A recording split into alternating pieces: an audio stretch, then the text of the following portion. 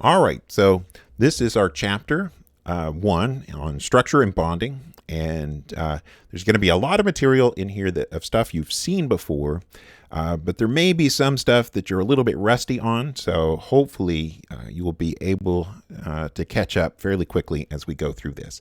This is not a particularly hard chapter. So you want to make sure that you get it down, though, because it's a basis for what we're going to be doing through the rest of the semester. So what we want to do is we'll start with Chapter 1, Section 1, and just as far as one of the format things that I do, these section numbers do correspond to the sections in the textbook. So Chapter 1, Section 1 is all about the periodic table, and then there's some just real brief stuff that I like to talk about here when we're looking at this. There are some terms that you have to know, and the first term is the atomic number. Atomic number is going to be the number of protons. And so as far as I'm going to go over to my copy of the periodic table here. All right, so here I've got a copy of the periodic table, and each element has their own unique atomic number. And again, the atomic number, it's the number of protons that are in the nucleus, and each element has its own unique number. No two elements have the same exact number of protons, so it's a 1-to-1 correlation. All right. When it comes to the mass number is the total number of protons and neutrons. When we have an isotope one particular isotope that we're talking about, the number on the bottom is the atomic number, the number on the top is the mass number, and it's pretty close to the average mass of that particular atom. In this case, it's exactly equal to the atomic mass of that atom because carbon-12 is the definition for the atomic mass unit. But there are 6 total protons and neutrons, and 6 protons, so that means if you take the difference between those two numbers, you will get the number of neutrons.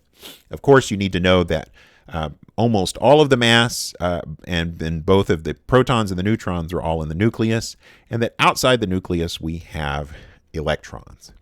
This is in the category of stuff that's called assumed prior knowledge. I am not going to be doing any in-class assignments or any homework assignments based on this. It's stuff that you already know. All right, so most common elements used in organic chemistry. Again, I showed you a moment ago the periodic table. And while we could use any of these things on this periodic table, we're going to be primarily interested in this limited subset of elements. You will see some other elements, of course, as we go through, but these are the ones we see most commonly. And if we're going to pick one that we see the absolute most common, it's carbon. Organic chemistry is all about the chemistry of carbon and compounds that contain carbon. So we're going to be looking at lots of things that have carbon and how carbon connects with all those different things. All right, just as far as terminology, the group numbers are up on top. We'll be using the American numbering system 1A, 2A, 3A, 4A, 5A. When I say group 4, I'm talking about carbon. All right, so if I say group 6, I'm talking about oxygen. And then the period numbers are the horizontal rows across. Period 2, or the second row elements, these are the ones we use the most. So that's the ones that will come up most often. Another thing that you've seen before that you need to be familiar with is talking about orbitals. We're going to be primarily using s orbitals and p orbitals. We will occasionally dip our toe into talking about d orbitals, but it is ever so rare, and it's mostly when we're looking at some weird hybridization. So s orbitals and p orbitals, as you recall, s orbitals are lower in energy. Every level has exactly one s orbital in it. Each s orbital can have 2 electrons, and then starting at level 2, all of the levels have 3 p orbitals, and each of the p orbitals can have 2 electrons as well. The p orbital is kind of a dumbbell shape, and you can kind of think of this as if you think about a wave having a peak and a trough. Well, one side of this is the peak, and one side is the trough. Now, that's a little bit weird to think of, but again, you have electron density here and electron density there. When we look at what our period 2 orbitals look like, a 2s orbital is perfectly spherical. And then if we look at the 3 2p orbitals that are available, they are all perpendicular to each other.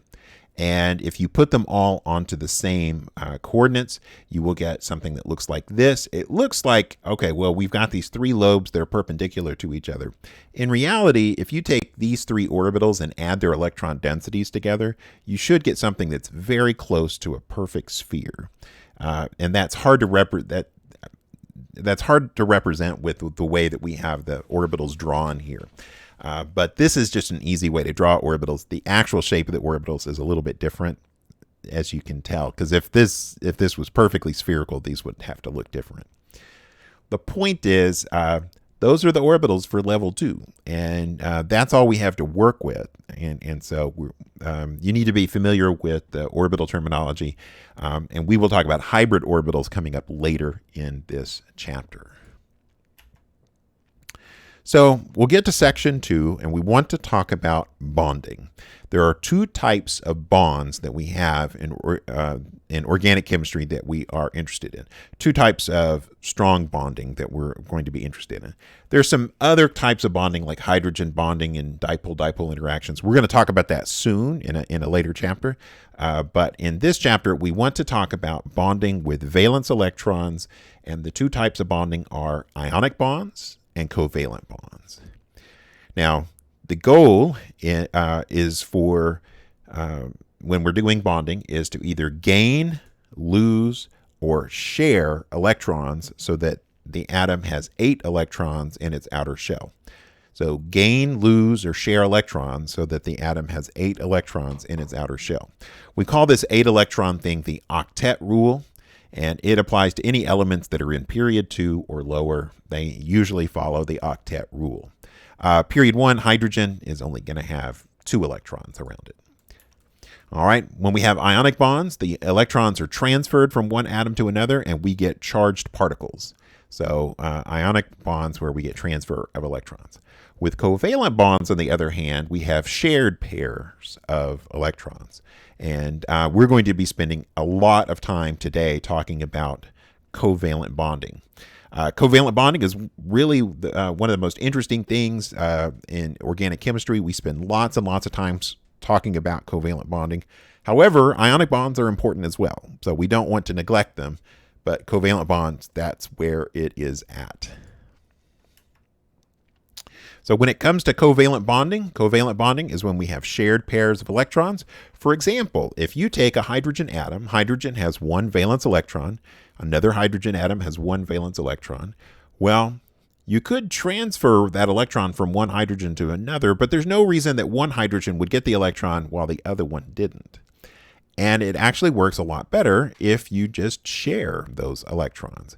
And so when you share those electrons, you get a single bond in between the 2 hydrogen atoms.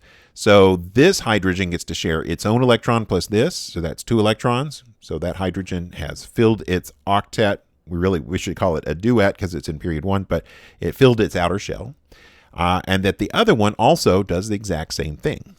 All right, and so that is a covalent bond. You can see here that it's represented by 2 dots, but typically we will find that we represent covalent bonds with a line. When it comes to ionic bonding, all right, here we transfer the electrons from one atom to another. In this case, lithium has 1 valence electron. It wants 8. Let's see, fluorine has 7 valence electrons. It wants 8. So the way that it does this is that lithium loses an electron. Now, it doesn't end up with 8. If you look, lithium, here, I'm going to go back over to this. If we look, lithium has three total electrons. What happens is that it will lose its outer shell electron and then become isoelectronic with helium. All right, so here lithium ion has the same electron configuration, 1s2, as helium. It's isoelectronic with helium. Fluorine, when it picks up an electron, becomes fluoride. It now has 8 valence electrons. It has satisfied its octet, and it is now isoelectronic with neon, has the same electron configuration as neon. Once you form those ions are now oppositely charged, and they are attracted to each other. And so we get a little bit more stabilization by forming that into an ionic compound. All right, next, when we go to non-bonded electrons, these are lone pair electrons, we'll find that the covalent bonds are usually represented simply by drawing a line. So we draw a line in between. If we go back here for a second, you'll see here we have just the 2 electrons between the 2 hydrogens. Well, typically, if I were going to draw the hydrogen molecule, I would just draw a hydrogen with a line going to another hydrogen. All right, but we usually represent that with a line. The unshared electrons, which are called lone pair electrons, which are also called non-bonding electrons, that they are represented by drawing 2 dots. All right, and I want you to memorize the normal number of bonds that each element has when it is neutral. So hydrogen, when it is neutral, it will have a single bond going to it. Carbon, when it is neutral, will have 4 bonds and no lone pairs going to it. Nitrogen will have 3 bonds and 1 lone pair. Oxygen will have 2 bonds and 2 lone pairs. And finally, halogens, fluorine, chlorine, bromine, and iodine, they will typically have 1 bond and 3 lone pairs. All right, so first thing I want you to memorize about this is memorize those configurations. Here in a little bit, I'm going to show you the configurations when you have these that are positive and negative. We won't see it for the halogens, but we will see it for chlorine, nitrogen, and oxygen when they are positive and negative. But first, start by memorizing these. Okay, well, now we want to talk about Lewis structures. And when we're doing Lewis structures, we need to have a couple of rules about Lewis structures. With Lewis structures, we only want to represent valence electrons. We do not want to include in any of our calculations electrons that are below the outer shell. So we're only interested in valence electrons. If you happen to have a species that is let's say, yes, that is in the second period, it can have no more than 8 electrons. It has a strict limit of 8 as a maximum number of electrons. It's okay. Sometimes we'll have things that have fewer than 8 electrons. That happens. But we cannot have more than 8 electrons around boron, carbon, nitrogen, and oxygen. Again, just going back to our periodic table, boron, carbon, nitrogen, oxygen, and, well, I suppose fluorine as well. Those that you just cannot violate the octet rule. If you have more than 8 electrons around it, it's wrong. All right. All right. Hydrogens can have no more than 2 electrons around it. So it can have no more than 2 electrons. So here is a Lewis structure of hydrogen fluoride. Hydrogen has a single electron. Fluorine, as we know, has 7 valence electrons around it. It's in group 7. And we can share this pair of electrons. So the 1 electron here and the 1 electron here, they will come together to form a single bond. And that bond is represented by these 2 dots. But from here on out, we're going to represent covalent bonds with a line. So we will represent it with a line, a 2 electron bond. That's going to be our preferred way of doing it. This is like the high school way of doing it. And that's cool and all, but let's do it this way. So if you're in the habit of doing it this way, I want you to get out of that habit, and I want you to get into the habit of drawing it as a line for a covalent bond. If we have a double bond, it'll be 2 lines. If we have a triple bond, it will be 3 lines. All right, there's a couple of steps that we need to go through whenever we're drawing Lewis structures. And the first step is going to be to arrange the atoms in a way that you think will give the correct connectivity. And I know that leaves a lot of room for, well, what if I don't know? Well, sometimes you may not know. And so there may be a little bit of trial and error that is involved when you are doing this. But the very first step is I want you to arrange the atoms and give the correct connectivity of those atoms. All right, so typically we'll take hydrogens and halogens and put them on the periphery. We're going to look at the molecule CH4 to start with. All right, so CH4. And you could probably come up with a couple of different ways to arrange this, but we cannot put hydrogens in the middle. If you have a hydrogen in between two other atoms, that's not going to be allowed. It can only bond to one atom or the other atom. It cannot bond to both. So this is not going to be a good arrangement. That means that there's really only one arrangement that you can have for CH4, and that one arrangement is going to be to have all four hydrogens connected to the central carbon atom. All right.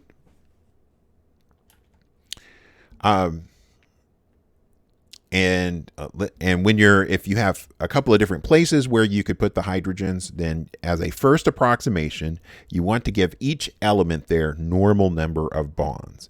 So get the main backbone, which doesn't include the hydrogens, connect all of those how you think they're supposed to be arranged, and then connect the hydrogens by kind of filling in the spots and giving. So carbon ends up with 4 bonds, and nitrogen ends up with 3 bonds, and oxygens end up with 2 bonds. And so, for example, if you have CH5N, then it would make sense. So the carbon and nitrogen have to be bonded to each other. There's no way around that. And then it would make sense to give 3 additional hydrogens to the carbon, because that would give 4 total bonds going to carbon, and then 2 additional hydrogens to the nitrogen, and that would give us 3 bonds going to the nitrogen. If you were to do it the other way, technically this is a way to do it, but you're going to end up with something that doesn't work. Once we kind of get to the next step, which is looking at charges, this isn't going to work very well. So this ends up being really the only viable arrangement for those particular atoms. All right, now you can do this. Sometimes I'll count the valence electrons before I even start sketching out anything, but counting the valence electrons is really easy. Go to the group number and figure out what group it's in, and that's how many valence electrons that element has. So count all of the valence electrons. If the species has a negative charge, you'll add an electron. If it's -2, you'll add 2 electrons, just to kind of clear that up. And then if the species has a positive charge, you're going to subtract 1 electron. All right. And then when you add all those numbers together, that will give you the total number of electrons that must be used in that Lewis structure. So it's the total number of electrons that must be used in that Lewis structure. And here is an example, CH3OH. So CH3OH. Now, on this, if we count the number of valence electrons, well, carbon, so C, H, and O, I'm going to come back over here to our periodic table. Carbon is in group 4, so it has 4 valence electrons. Hydrogen is in group 1, so it has 1 valence electron. And oxygen is in group 6, so it has 6 valence electrons. So when we're doing the math, since carbon has 4 valence electrons, we'll do 1 atom times 4. That gives us 4 electrons to work with. For the hydrogen, we've got 1 valence electron each, so 4 times 1. That also gives us 4. And then for oxygen, there's one of those, so 1 times 6, because it's in group 6. That gives us 6 valence electrons. Now we just need to add those numbers together. 4 plus 4 plus 6 gives us 14. So we have 14 valence electrons. When we're doing the Lewis structure, we absolutely positively must have 14 electrons. If we don't have 14 electrons, we have done it wrong. So we absolutely positively must have 14 electrons. So here is our starting arrangement. One thing I want to point out here. So we had CH3OH. When a molecule is written in this, what we call a condensed formula like this, it gives us a hint as to what the structure is. The hydrogens here you see are separated. Well, this tells us that these three hydrogens are connected to carbon, and this hydrogen is connected to oxygen. And so with that, we can get our sort of our backbone of what it's going to look like. So 3 hydrogens connected to carbon and 1 hydrogen connected to oxygen. So once you've got that and you know your number of valence electrons, then the next step is that you're going to add single bonds first between the atoms. So connect everything up with a single bond. So the hydrogens will connect to the carbons. The carbon, we'll put a single bond between carbon and oxygen, and we'll put a single bond between oxygen and hydrogen. All right, so that gives us our structure. Now, as you recall, we had 14 electrons that we were working with. Let's count how many we've used. 2, 4, 6, 8, 10. We've used 10 out of 14. That means that we have 4 electrons remaining. Well, our next step is going to be to take those remaining electrons and put them in as lone pair electrons to fill in the octets of the remaining atoms. And in this case, oxygen, you'll see this oxygen only has 2 bonds going to it. The normal arrangement for oxygen is 2 bonds and 2 lone pairs. So it makes perfect sense to put those 2 lone pairs, or those 4 remaining electrons, onto the oxygen. All right.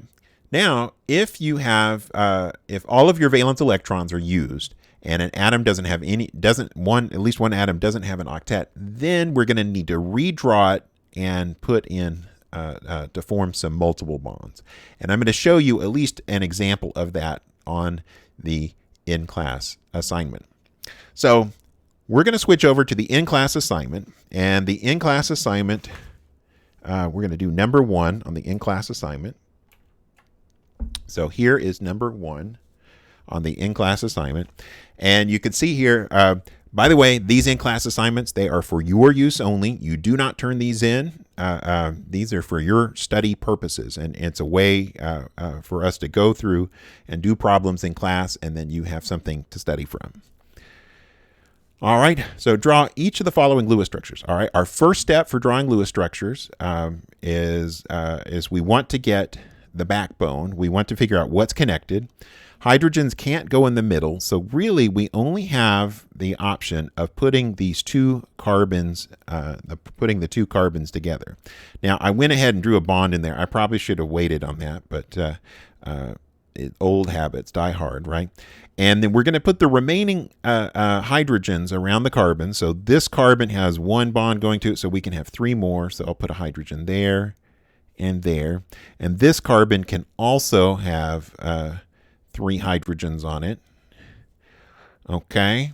And now let's count up valence electrons. Well, carbon has 4, so 2 times 4 gives us 8. And then hydrogen has 1 each, so 6 times 1, that gives us 6. 8 plus 6 is 14. So now we'll take those electrons and we are going to add in the single bond. So we've already added that 1 bond between the 2 carbons. Here we'll put a bond going to hydrogen, another one, and another one. And then we'll put a bond going to hydrogen there, there, and there. Well, let's count up the valence electrons and see how many we have left. So we have 2, 4, 6, 8, 10, 12, 14. Well, we have accounted for all 14 electrons. That means that that is our valid Lewis structure. And in case you're wondering what this is called, and we'll talk about names a little bit later, but this is called ethane. So that is called ethane. So that is our valid Lewis structure for ethane. Since we don't have any lone pairs, we've used up all of them in bonding. We don't have any lone pairs, and we don't have anything that doesn't have a full octet, so we're not going to have any multiple bonds. That is going to be our structure. All right, next we've got carbon, C2H4. So for C2H4, I'll put carbon, and then there is another carbon here. You can see I almost put that bond there. So those 2 carbons are going to be connected to each other. And then we've got 4 more hydrogens. And there's a couple of different ways that we could arrange this. I could put 3 hydrogens here and 1 hydrogen here, or I could put 2 and 2, or I could put 1 hydrogen here and 3 hydrogens there. And if you're wondering, well, wouldn't 2 and 2 make more sense? Yes, it would. So we're going to put 2 and 2 on there. And so I will put one there. There's going to be a bond going there, and there, and there, and there. Now, I'm doing a little bit of foreshadowing when looking at the shape of this. So in case you're wondering, why didn't you just put it like vertical and horizontal? I'm foreshadowing as far as the shape goes. Okay, so now let's count up valence electrons. So carbon has 4, so 2 times 4, of course, is 8. And then hydrogen, there's 1 each, so 4 times 1, and that comes out to 4. 8 plus 4 gives us 12. So now let's go through and put in a single bond. So there's 1, 2, 3, 4, 5. All right, so we used up 10 of our 12 electrons. So we've used up 10 of our 12 electrons. Now it says the next thing is put lone pair electrons to use up your remaining valence electrons. Well, if I use the lone pair electrons, and just bear with me, I'm going to put this one in pencil because I'm going to erase it here in a second. So I'm going to put this one in pencil here. So if I put a lone pair of electrons there, that means this one isn't going to have a full octet. So it doesn't really make any sense. It doesn't really make any sense to have lone pairs here. Instead, we're going to take those electrons and share them in, and we will make some multiple bonds. And that's going to be our best Lewis structure. So when we look at this, each of the hydrogens has 1 bond going to it. That's exactly what we want. Each of the carbons has 4 pairs of electrons around it. So 1, 2, 3, 4 bonds. This carbon has 1, 2, 3, 4 bonds. That is our normal structure for this. There are 2 names for this. One of the names is called ethene. That is its official IUPAC name that not very many people use. The other name that's much more commonly used is ethylene. So ethylene is the name of that particular structure. All right, so here we've got CH2O. Now, it makes sense. It makes sense when we're doing this to have the carbon and oxygen are going to be connected to each other. So there's carbon and oxygen. So carbon and oxygen, and then as far as where do the hydrogens go? Well, usually you should give your hydrogens to the less electronegative element first. And you may or may not remember this, but electronegativity increases as you get closer to fluorine. So oxygen is more electronegative than carbon. So we're going to give the hydrogens to carbon first. So we'll get a hydrogen there and a hydrogen there. And so we'll have a bond there. Well, let's count up our valence electrons. Carbon has 4, so 1 times 4 is 4. Oxygen has 6, so 1 times 6, that comes out to 6. And then hydrogen has 1 each, so 2 times 1, and that gives us 2. Well, 4 plus 6 plus 2, of course, is 12. So that is 12. So we have 12 valence electrons to work with. Well, let's put in 1 bond in between each of these. So we have a single bond there going from carbon to hydrogen. That's all the bonds that can go to hydrogen. Just as a reminder, hydrogen can always only have 1 bond. If you ever have 2 bonds going to hydrogen, it's wrong. All right. So we can only ever have 1 bond going to hydrogen. So now between carbon and oxygen, let's put another bond. We've used 6 of our 12 electrons. And so we could put lone pairs here on the oxygen. So we could do 1, 2, 3, 4, 5, 6, but then we wouldn't have a full octet on the carbon. So I'm going to do that in pencil. So 1, 2, 3, 4, 5, 6. And you'll see that we've used up all the valence electrons now, but we don't have a full octet on the carbon. Well, the best way to deal with this is to take one of those pairs and we'll share it in and make a bond between the carbon and the oxygen. So we make a bond there between the carbon and the oxygen. And now I'm going to put in these remaining electrons as lone pair electrons. All right. All right, and here I'm going to erase those pencil marks there, so it doesn't look confusing.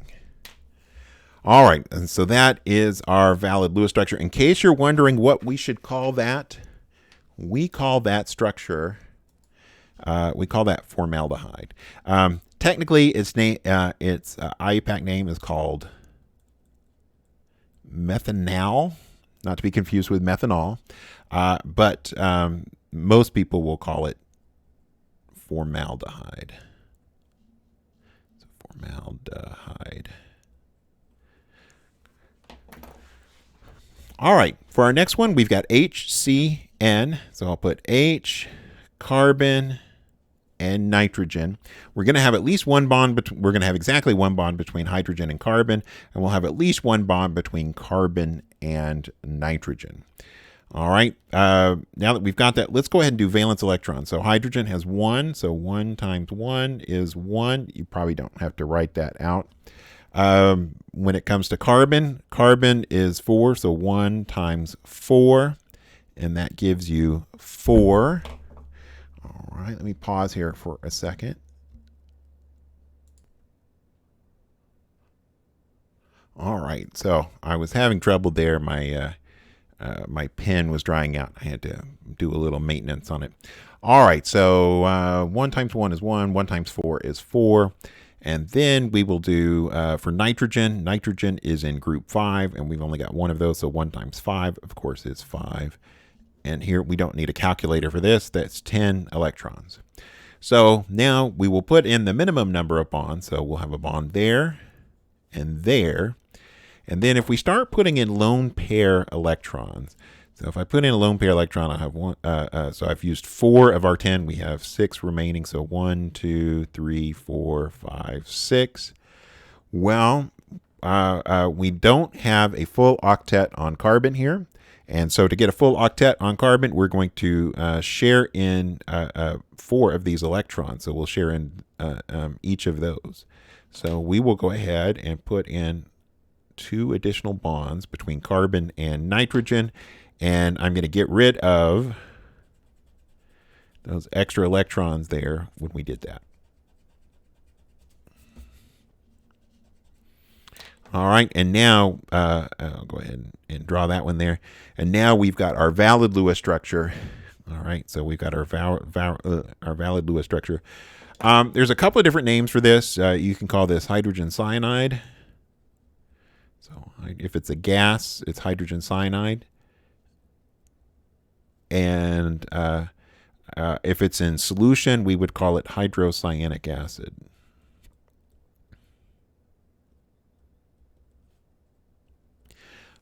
Whatever form it is in, I got a little mixed up there on the acid. Whatever form it's in, this one is deadly, deadly poisonous. Do not mess around with hydrocyanic acid. Hydrocyanic acid, that's a good way. That's a good way to get dead. Very dead. All right, so that is our valid Lewis structure for HCN, hydrogen cyanide or hydrocyanic acid. Our next one here, CH3CO2H. Now, as we go a little further along, you're going to recognize this CO2H, and you'll say, that's a carboxylic acid. And you'll say, I know, this is acetic acid. That's the acid that's in vinegar. But for now, let's go ahead and draw this. The carbon, so we're going to have the hydrogens that are attached to that carbon. And then we're going to have this carbon bonded to another carbon here. And that carbon is going to be bonded to an oxygen, and then there will be another oxygen that has a hydrogen on it. So this seems a little weird, but this ends up being the best way to do this. If you end up trying to put this hydrogen on that carbon, it doesn't work very well. You end up with negative charges on the oxygen, and things just don't work out well. So here is how we'll do that. Let's go ahead and count up valence electrons. So 4 for each carbon. So 2 times 4 is 8. For hydrogen, we have 4 times 1. That's 4. For oxygen, we have 2 times 6. That's 12. So 12 plus 8 plus 4, that gives us 24 valence electrons to work with. All right, let's put in bonds. So there's 2, 4, 6, 8, 10, 12, 14. So we've accounted for 14 of our 24 electrons already. Okay, and if we start putting in our remaining electrons here, we'll put in 1, 2. So how many do we have? 14. So 2, 4, 6, 8, 10, 12, 14. And so 1, 2, 3, 4, 5, 6, 7, 8, 9, 10. And that accounts for the remaining electrons. However, if you look at this structure, you will see that this carbon does not have a full octet around it. So we're going to take one of those pairs of electrons and share it in between here, and we will end up with a double bond between carbon and oxygen. Well, I'm going to fix this. And get rid of these electrons, and let's put them in for real with the pen. And so we'll do 1, 2, 3. Oh, I can't do them in red. That looks horrible. All right, 1, 2, 3, 4, and then 5, 6, 7, 8. All right, and then that is our valid Lewis structure, and the name for this is acetic acid. Its actual official name is called ethanoic acid, but nobody calls it ethanoic acid. Not even its mom calls it ethanoic acid. All right, so okay, our next structure, CH3Cl. This one is pretty obvious how to arrange it. The carbon is going to go in the middle, hydrogens, hydrogens, hydrogens, and the chlorine is going to also go on the periphery, like the hydrogens. When we start counting out the valence electrons, well, we've got 1 times 4, and that gives us 4. For carbon, or for hydrogens, we've got 3 times 1, that gives us 3. And for chlorine, chlorine's in group 7, so 1 times 7 gives us 7. 7 plus 3 plus 4 is 14. So we have 14 valence electrons to work with. Let's put in our single bond. So 1, 2, 3, 4. That gives us 8 of our 14 are used up. We have 6 electrons remaining. There's really only one place we can put those 6 electrons, and those 6 electrons are going to have to go on chlorine.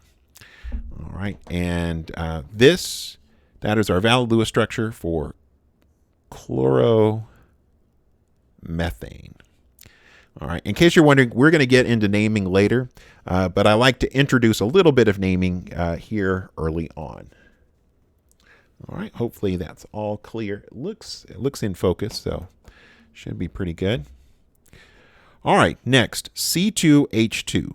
Well, here, there's really only one way to do this. The carbons are going to have to be connected to each other, and then we'll put 1 hydrogen on each of those carbons. So we'll put 1 hydrogen on each of those carbons. All right, let's count up valence electrons. 2 times 4 gives us 8, and 2 times 1 gives us 2. 8 plus 2 is 10. We have 10 valence electrons to work with. So 10 valence electrons to work with. All right, so we'll start by putting in the minimum number of bonds. So we'll put a bond there, a bond there, a bond there. You'll see that we've used 6 out of our 10 valence electrons. We've got 4 more electrons remaining. We could put lone pairs on carbon, but that never happens. We're going to have a triple bond here between these 2 carbons. All right, that is our valid Lewis structure. There are 2 names. Again, one that is the official name, but hardly ever called. The official name is ethine, but almost everybody, all of its friends, will call this acetylene. Acetyylene. I got a little messy there. Sorry about that. So acetylene. And that is used as a welding gas and is quite flammable and burns very, very hot. Very exciting. Okay, our next one, CH3CN. So CH3CN. So we'll have carbon, nitrogen. So carbon, carbon, nitrogen. And then we've got 3 hydrogens out here on that carbon.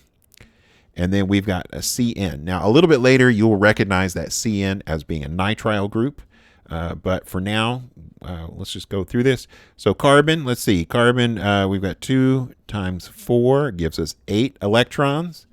Let's see, 3 times 1 gives us 3 electrons. And then nitrogen, 1 times 5, that gives us 5 electrons. So 8 plus 3 is 11, plus 5 more is 16. So we've got 16 electrons to work with. So I'm going to put in 2, 4, 6, 8, 10. All right, 10. And kind of like what we saw up here, we could put in the 3 pairs there, but we're going to have 1 pair that's on the end, and then we'll end up sharing. The what do you call it? Sharing an extra 4 electrons in between carbon and nitrogen. So we will have a triple bond there. All right, and the typical name that people will use for this, well, let's see, what's the official name? Let's see, that is called, the most commonly used name for this is acetonitrile. There are some other names for methyl cyanide and stuff like that. But acetonitrile, this is a commonly used solvent, very effective polar solvent for a whole bunch of different kinds of reactions. We will see that used in reactions later in the semester. All right, let's go back. And we want to look at this next thing, which is looking at formal charge. And so we're going to do formal charge. And we'll wrap up this thing on formal charge, and then we will, after we do formal charge, we'll end the video, and then we'll go to the next video after that. So for formal charge, the way formal charge works is it's bookkeeping, because the formal charge is not necessarily the real charge, but it gives us a pretty good estimate of what the real charge is going to be. To calculate the formal charge, the first thing you want to do is figure out the number of valence electrons. So again, you'll just look on the periodic table. You just look on the periodic table, and you'll be able to find the number of valence electrons. And then with that number, all right, you'll have to excuse me for that interruption. I had a critter. We've got a new puppy who decided to join me and kind of cut me off there. All right, so back to where we were. Calculating the formal charge for each atom. We want to take the number of valence electrons, which we get from the periodic table, and then we'll subtract the number of owned electrons. And owned electrons are going to be all of the lone pair electrons plus half of the bonding electrons. And so one way to look at this is take the number of valence electrons, subtract the number of bonds, because each bond has 2 electrons, and if you subtract 1 of those electrons, then you'll be subtracting half of those bonding electrons. And then we will subtract also the lone pair electrons. So let's look at a couple of examples. We're going to start with an anion that is called acetylide. This is a good nucleophile, and you may be thinking, I don't know what a nucleophile is. Don't worry, by the end of the semester, you will know what a good nucleophile is. This one is a good nucleophile. So what we want to do is we want to find the formal charge on each of these atoms. Now, hydrogen is easy. If hydrogen has a bond going to it, it has a formal charge of 0. But carbon, so here we'll do carbon, this carbon first. This carbon is in group 4. So group 4. And then the number of owned electrons, well, it's got 4 bonds going to it. So it gets half of those electrons. So we're going to subtract 4. So again, just 1 for each bond. So 4 minus 4, that comes out to 0. So there's a 0 formal charge on this carbon. For this carbon, it's a little bit different, and you'll see carbon normally has 4 bonds and no lone pairs. This one has 3 bonds and 1 lone pair. And so we will do, there 4 valence electrons minus the 3 bonds and the 2 electrons. So 3 plus 2 is 5. So 4 minus 5 gives us -1. So we will put a -1 charge on that carbon. So we'll put a -1 charge on that carbon. So next, we want to look at carbon monoxide. And of course, you guys know carbon monoxide is deadly poisonous. If you don't know that, hey, it's deadly poisonous. Don't mess around with carbon monoxide. Let's do carbon. This carbon is just like this one, so we're going to come up with -1. But carbon is in group 4, so we'll put a 4 there. There's 3 bonds, so that's 3 electrons, and then the 2 electrons from this, so 3 plus 2 is 5. 4 minus 5 gives us -1. So there's a -1 formal charge on the carbon monoxide.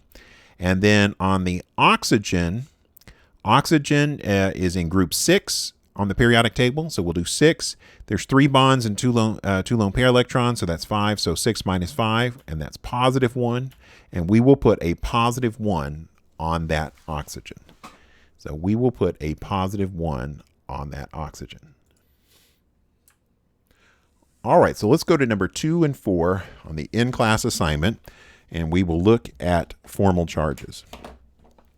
So it says assign formal charges to each of the nitrogen and oxygen atoms in these. So for this nitrogen is in group 5. And in case you're wondering, again, where I'm getting this, I know my periodic table. If you don't know your periodic table, you can print it out, but nitrogen in group 5. So we'll do 5 minus, there's 2 bonds, and so that's 1 electron from each, and then there's 2 and 2, that's 4 more, so 2 plus 2 plus 2 is 6, so 5 minus 6 gives us -1. There is a -1 charge on that nitrogen. All right, here we've got 3 different nitrogens. This one, again, so group 5 minus, there's 2 bonds and 4 lone pair electrons, so 5 minus 6 gives us -1. There's a -1 charge on that nitrogen. And there is also a -1 charge on this nitrogen. It is identical. It also is 5 minus 6. All right, now for this one, we've got 5, and then there's 4 bonds, so 5 minus 4, and no lone pair electron, so that is not 0. That is +1. All right, so we're going to have a +1. Now, one thing I want to mention, and I should have mentioned this a second ago.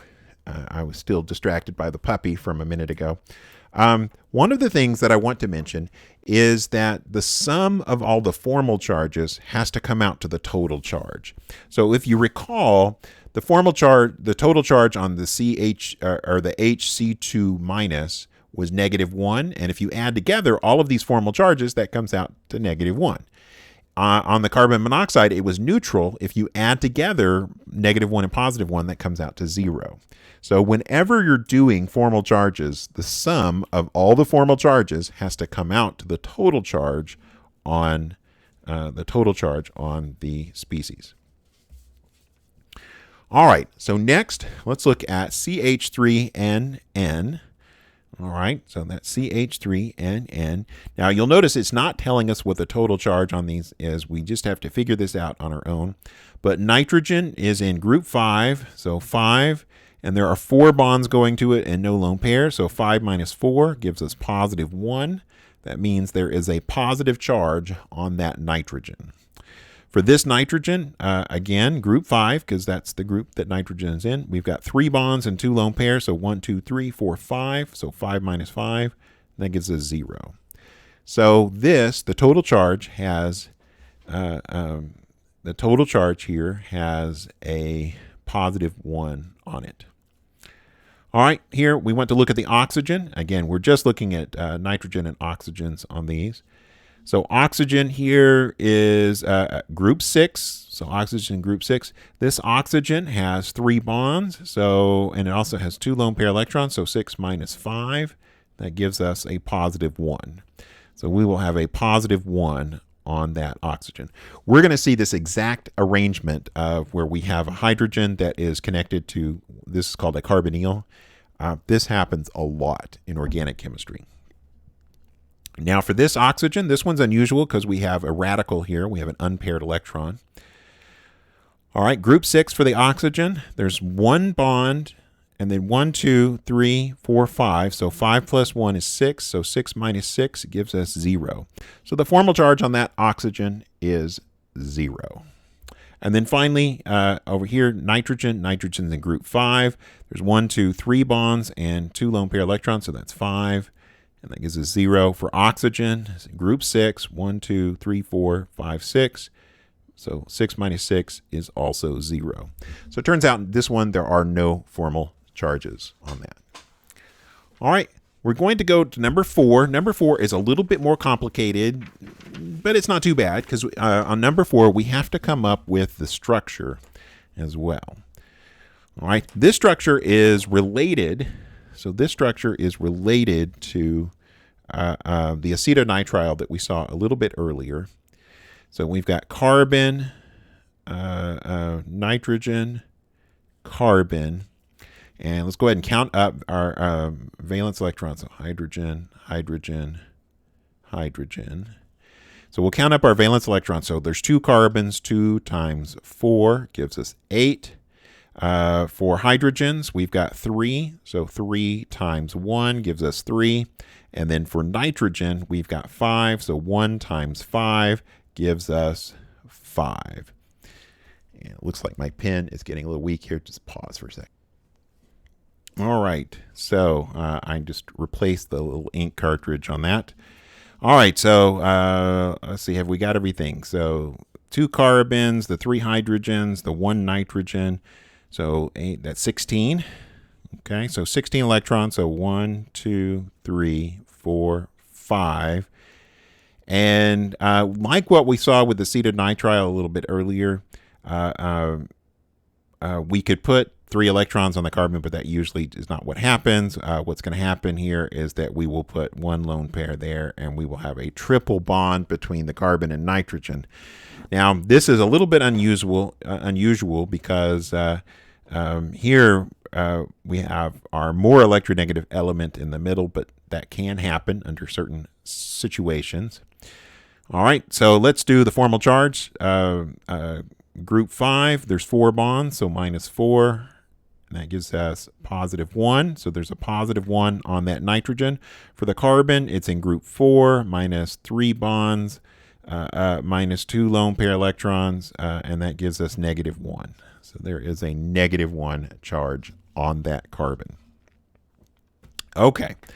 In case you're curious, this is called methyl isonitrile.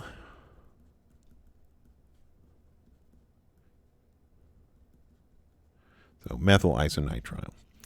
This next one, CH3NH3. This one, it's pretty much laid out what the structure is. So here, I'm going to put carbon, nitrogen. We're going to have hydrogens. In fact, I'm just going to draw the hydrogens in here. All right, and then that nitrogen also has 3 hydrogens attached. All right, let's count up the valence electrons. So for carbon, we've got 1 times 4 is 4. For hydrogen, 1, 2, 3, 4, 5, 6. So 6 times 1 is 6. Nitrogen is, nitrogen is 5. So 1 times 5, and that's going to give us 5. And you'll see when we add that together, that gives us 15. However, you may remember this from a little bit earlier. We had a positive charge. So we're going to have to subtract 1, and we're going to call that 14. So we've got 1 fewer electron than you would think based on the structure. So if we go through and do 14, so 2, 4, 6, 8, 10, 12, 14. We've already used it just by putting all those single bonds in. And so now we're ready to do formal charge.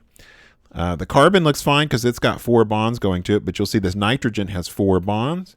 And so we will do group 5 minus the 4 bonds, and there's no lone pairs, so 5 minus 4 is positive 1. So we're going to have a positive 1 charge on that nitrogen. All right, next, this is the acetate ion, so CH3CO2 minus. And You maybe remember the acetic acid that we saw earlier. Again, I am going to go ahead and put in the bonds going to the hydrogen. There's carbon, and then we've got oxygen and another oxygen. And now we just need to figure out where the rest of our electrons go and how many that we have here. So for this, we've got CH3CO2 minus the carbons. So 2 times 4 is 8. For hydrogens, 3 times 1 is 3. And then for oxygen, 2 times 6 is equal to 12. We add those together. So 8 plus 3 is 11 plus 12, that's 23. But since it has a negative charge, we're going to add 1 and call it 24. Well, if we look, out of this 24, we've got 2, 4, 6, 8, 10, 12. We've used 12 of them. We have 2, 4, 6, 8, 10, 12. We have 6 more that we can work with. And so if we put them on here, I'm going to put 1, 2, 3, 4, 5, 6. And then if I put 6 there, that would use them all up, but we're going to end up needing a double bond there. So I'll do 1, 2, 3, 4. All right. And so CH3CO2 minus. And then as far as our formal charge goes, the oxygen up top here, so 6, there's 2 bonds and 4 lone pair electrons. 6 minus 6 is 0, so that one's 0. And then for this oxygen, it is 6 minus the 1 bond and the 6, so 6 minus 7, and that gives us -1. And so there is a -1 charge on that oxygen. And this is called the acetate ion. So that's the acetate ion. This one, in case you're curious, is called the methyl ammonium ion.